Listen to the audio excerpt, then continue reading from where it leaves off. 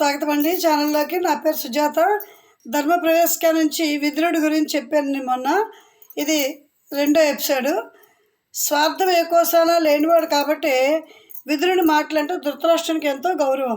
కౌరవులను పాండవులను సమానంగా ప్రేమించినవాడు, వారి శ్రేయస్సును మనసారా కోరిన మహనీయుడు, ధర్మాలను చక్కగా తెలిసినటువంటి ధర్మవర్తనుడు విదురుడు.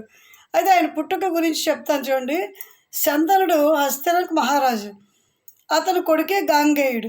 శంతనుడు దాసరాజు కూతురైనటువంటి సత్యవతిని ప్రేమిస్తాడు. తండ్రి కోరిక తీర్చేందుకే జీవితాంతం నేను బ్రహ్మచారిగా ఉంటానని, సత్యవతి కుమారుడికి రాజ్యం అప్పగిస్తానని ప్రతిజ్ఞ చేసి భీష్ముడైనాడు గాంగేయుడు. సత్యవతి సంతనులకు చిత్రాంగదుడు, విచిత్రవీర్యుడు అని 2 కొడుకులు కలిగారు.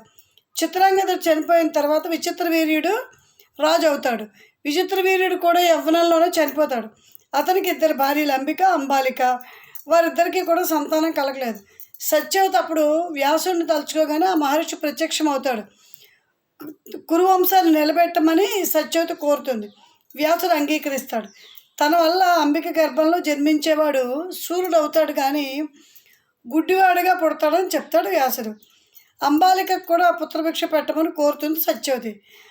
అంబాలికకు కడుపులో కూడా మహావీరుడు జన్మించిన, అంబాలిక కడుపులో మహావీరుడు జన్మించినా కానీ పాండుదేహి అవుతాడని అంటాడు వ్యాసుడు. మిగతా వివరాలు రేపటి ఎపిసోడ్లో చెప్తాను.